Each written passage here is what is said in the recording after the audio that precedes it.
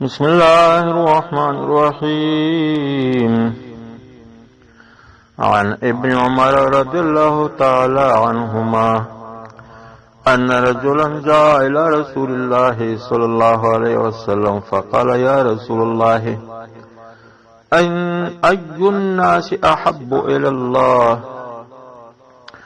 فقال: أحب الناس إلى الله أنفعهم للناس، وأحب الأعمال إلى الله عز وجل سرور تدخله على مسلم تكشف عنه كربة أو تقضي عنه دينا أو تطرد عنه جوعا، ولا أن أمشي مع أخ في حاجة أحب إلي من أن أعتكف في هذا المسجد، يعني مسجد المدينة شهرا. رواه الطبراني في المعجم الأوسط والمعجم الصغير. قدرمون عزت منو دغه حدیث ته توجه کول ضرور دی او عمل به ضرور دی. الله تعالی دې موږ تاسو ته نصیب کړي. دویمه خبر دا ده چې یو ډیر محبوب انسان په انسانانو کې ډیر خوښ سړی په انسانانو کې الله تعالی ته څوک دی؟ دا توجه خبره.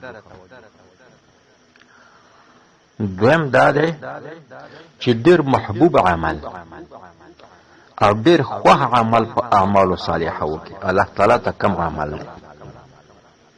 سبحان الله.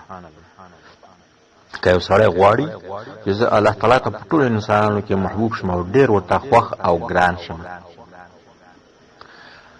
او یو سړی غواړي چې ځان ته یو ډېر خوښ عمل الله تعالی ته ډېر محبوب عمل الله تعالی ته کم دی چې هغه حاصل کړي.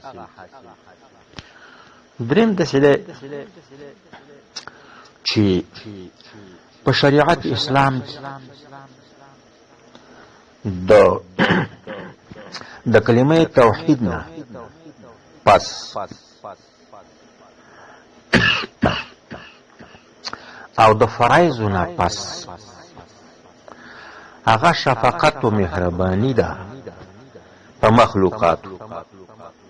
سبحان الله. او داسې عمل کول چې هغه انسانیت ته خیر رسول، یو انسان خوشاله ول. سبحان الله.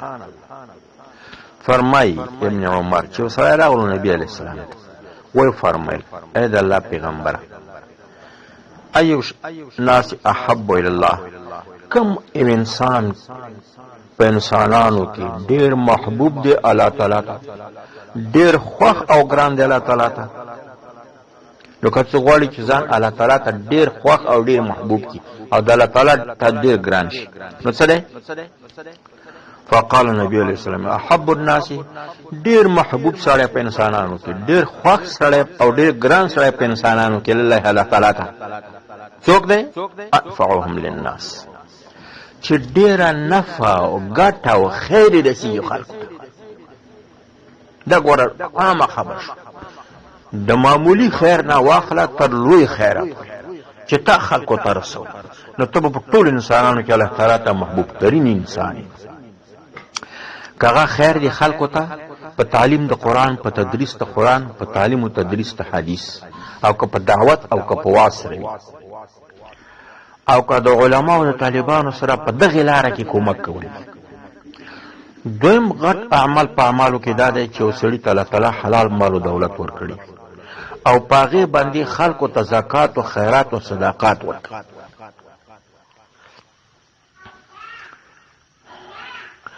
او دریم دا دی چې د خلکو سره د لاس، د خولې، د ژبې، د بدن د سفارش، د ښه سفارش او د ښې مشورې د خیر خلکو ته ورسوي. بیا نبی علیہ السلام وی چې احب الاعمال، ډیر محبوب عمل په اعمالو کې ډیر خوښ ترین او ډیر محبوب عمل په اعمالو صالحو کې الله تعالی ته چې دی څه دی؟ سرور تدخله علی مسلم. الله اکبر. وی هغه عمل الله تعالی ته ډیر خوښ محبوب دی چې ته خوشاله کړې یو مسلمان، خوشحالي داخله کړې دی یو مسلمان زړه ته. هر یو کار چې خو چې مباح او جایز دی، هر یو کار دمنې هر سړی نور پوهېږي چې تا په هغې باندې یو مسلمان خوشحاله کړې، بس دا په اعمالو صالحو کې بهترین عمل دی. په اعمالو صالحو کې الله دې نه کړي زمونږ د مسلمانانو خو نن سبا خلکو ته خلک خفا کول. نه نه نه نه، بهترین عملات چې ته مسلمان خوشاله کی.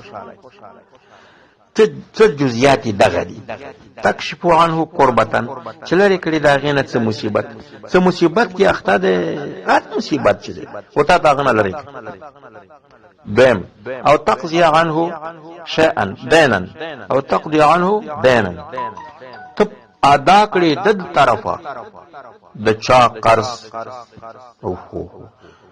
او درم او تطرد عنه جوعا، یا لري کړي تنه دنه لوګه، فقیر دی، مسکین دی، نادار دی، وګه دی، دغه لوګې نه بچ کی، لوګې نه بچ کی.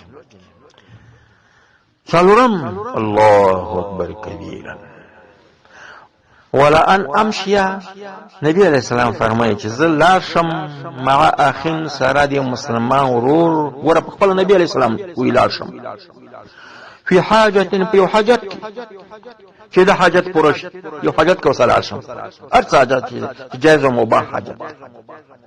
احب الیا دغه تلل زما د مسلمان سره په حاجت پوره کېدو دا ډیر محبوب دی ماته. نبی علیہ السلام وی دا عمل ډیر خوښ من د سنه ډیر ته خوښ دی.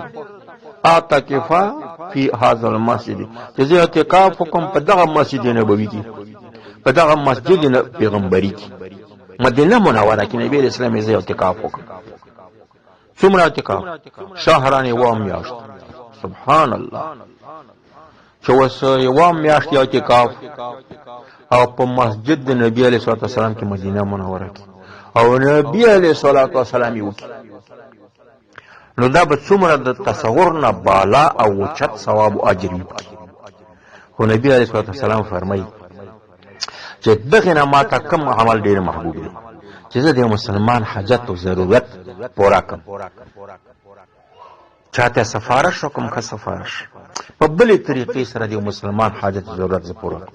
سبحان الله، الله تعالی موږ تاسو دغه نقطو ته متوجي چې اول څوک د ځان نه جوړ کو محبوب ترین انسان په انسانانو کې الله تعالی ته، دویم در چې محبوب ترین عمل په اعمالو کې الله تعالی ته هغه عمل مناسب شي.